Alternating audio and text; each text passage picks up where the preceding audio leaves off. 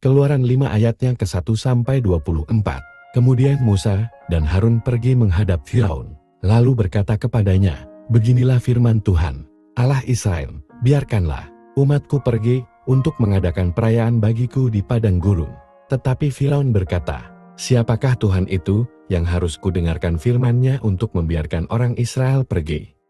Tidak kenal aku Tuhan itu, dan tidak juga aku akan membiarkan orang Israel pergi."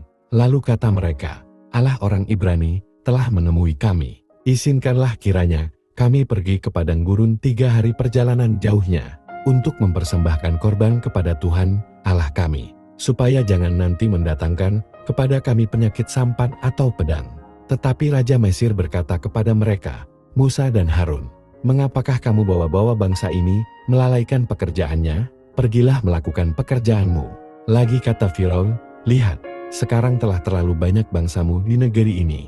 Masakan kamu hendak menghentikan mereka dari kerja paksanya?" Pada hari itu juga Firaun memerintahkan kepada pengarah-pengarah bangsa itu dan kepada mandur-mandur mereka sendiri, "Tidak boleh lagi kamu memberikan jerami kepada bangsa itu untuk membuat batu bata, seperti sampai sekarang. Biarlah mereka sendiri yang pergi mengumpulkan jerami, tetapi jumlah batu bata yang harus dibuat mereka sampai sekarang, bebankanlah itu juga kepada mereka dan jangan menguranginya, karena mereka pemalas." Itulah sebabnya mereka berteriak-teriak, "Izinkanlah kami pergi mempersembahkan korban kepada Allah kami." Pekerjaan orang-orang ini harus diperberat, sehingga mereka terikat kepada pekerjaannya dan jangan mempedulikan perkataan dusta. Maka para pengarah bangsa itu dan para mandurnya pergi dan berkata kepada mereka, "Beginilah kata Firaun, aku tidak memberi jerami lagi kepadamu. Pergilah kamu sendiri mengambil jerami di mana saja kamu mendapatnya, tetapi pekerjaanmu sedikit pun tidak boleh kurang." Lalu berseraklah bangsa itu ke seluruh tanah Mesir untuk mengumpulkan tunggul gandum sebagai pengganti jerami, dan pengerah-pengerah itu mendesak mereka dengan berkata, "Selesaikan pekerjaanmu, yaitu tugas sehari, seperti pada waktu ada jerami." Lalu pengerah-pengerah Firaun memukul mandur-mandur Israel yang mereka angkat, sambil bertanya, "Mengapakah kamu pada hari ini tidak menyelesaikan jumlah batu bata yang harus kamu buat seperti kemarin?" Sesudah itu pergilah para mandur Israel kepada Firaun dan mengadukan halnya kepadanya, "Mengapakah tuanku berlaku seperti itu terhadap hamba-hambamu ini? Jerami tidak diberikan lagi kepada hamba-hambamu ini, tetapi walaupun begitu, kami diperintahkan, buatlah batu bata, dan dalam pada itu hamba-hambamu ini dipukuli, padahal rakyat tuankulah yang bersalah."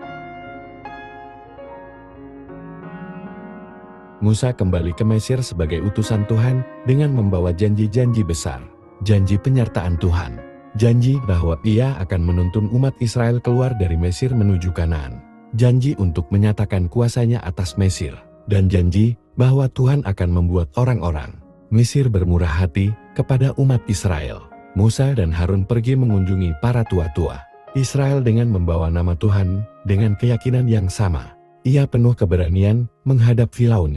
Namun, kenyataan kerap tidak terjadi seperti apa yang diharapkan. Firaun mengeraskan hatinya pada firman Tuhan dengan menambah derita orang-orang Israel. Firaun menambah beban kerja paksa yang membuat hidup umat itu semakin menyesakan dan putus asa. Bagaimana mungkin umat itu dapat mempercayai janji Tuhan? Bahkan Musa pun menjadi tawar hati saat melihat kenyataan yang terjadi. Sampai-sampai Musa pun menuduh Tuhan yang mengutusnya sama sekali tidak melepaskan umatnya. Bahkan ia menyesal telah mengikuti panggilan Tuhan. Ayat-ayatnya ke-22-23 merenungkan situasi dan reaksi umat Israel. Juga Musa mengingatkan bahwa saya pun kerap bereaksi sama. Ketika berada di bawah bayang-bayang penderitaan, saya sering meragukan janji Tuhan, hilang pengharapan, bahkan menuduh Tuhan atas derita yang terjadi. Benarkah Tuhan mengingkari janjinya? Nyatanya di tengah-tengah penderitaan umatnya, Tuhan tidak tinggal diam. Ia benar-benar menyatakan kedahsyatannya di hadapan umatnya dan juga Firaun. Tuhan menepati janjinya. Akhirnya, saya disadarkan bahwa keyakinan pada janji Tuhan itu seharusnya tidak bergantung situasi karena nama. Tuhan itu jaminan yang pasti. Ia tak pernah ingkar janji.